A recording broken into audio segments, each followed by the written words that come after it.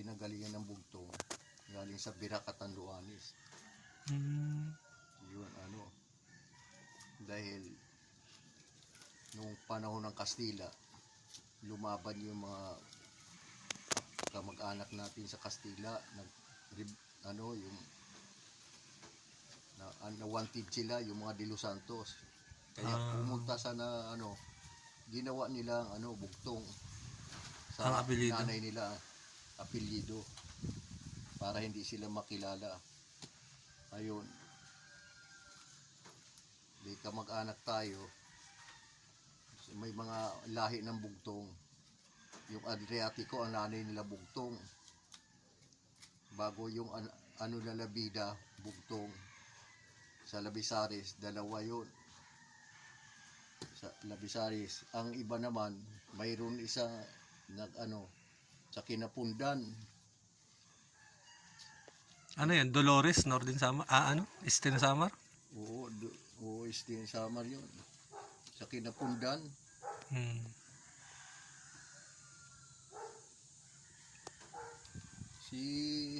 Ano ba ito, kamag-anak natin na nagpupunta dito?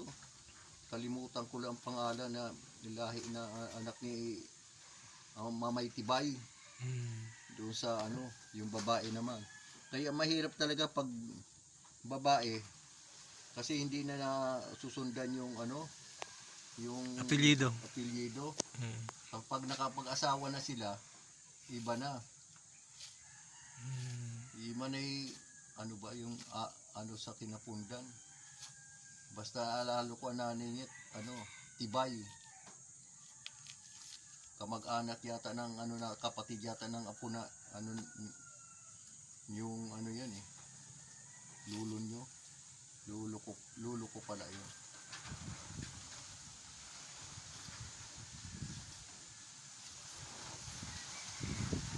Yung bago yan mga balag naging asawa, Baba Pascual. Kaya pala tayo, Uncle, meron tayong apelyido sa EDSA, Epifanio de los Santos Avenue pala. Kaya pala yung EDSA naging EDSA kasi sa De Los Santos. De Los Santos yun, apelyido natin. Yan ang pure na apelyido talaga. Kasi ang lahi natin, mga lumalaban sa gobyerno rin. Sa Kastila, di ba? Oo. Bago na ulit-ulit, lumaban din sila sa panahon ni Marcos. Yung mga tiyuhin natin, naging rebelde rin sila dahil sa panahon ni Marcos. Sa bayan, di ba? Kaya lumaban sila. Dami namatay kaya mga pinsang ko. Namatay. Pati yung tiyuhin ko yung si Inorio, namatay sa labanan nyo. Si Tay Inorio. Lulo nyo na. Kasi kapatid ni Papa yun Namatay sa doon sa Sierra Madre. Bago yung anak niya si Oswald, ganoon din, namatay din sa laban. Ako nga muntik na noon pero mabait lang yung Sityong Rizal. Sabi ko sama na ako. Sabi niya, huwag na, hayaan mo na lang kami andito kasi mahirap na lumabas. Pag nadyan ka na sa loob, mahirap. Kaya hindi ako na-recruit niya. Mabait din yung tiyuhin natin. Ayaw na, hayaan mo na lang kami dito. Papari sana yun. Na yun? Di ko na. Sayang nga lang yung tiyuhin ko, matalino yun.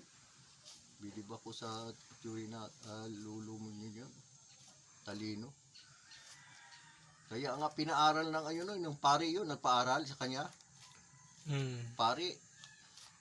Pinaaral siya ng pari dahil matalino, laging honor doon sa sa atin Ang ginawa dinala sa Manila. Diyan nag-aral si Chong Rizal sa sa Santo Tomas. Kaano niya si kasama niya sila sa Toro Campo.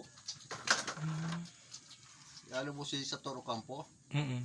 yan, kasama ni Jong Rizal yun.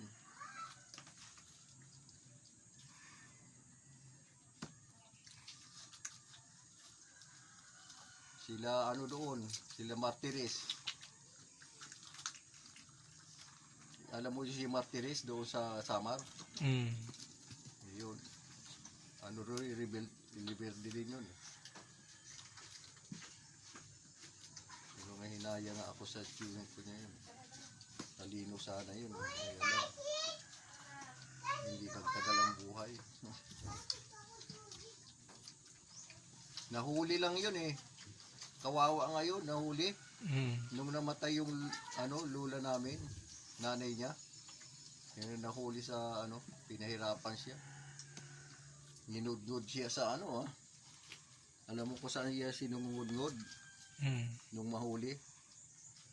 Sa sa kubita na may tae. Ang dami yan.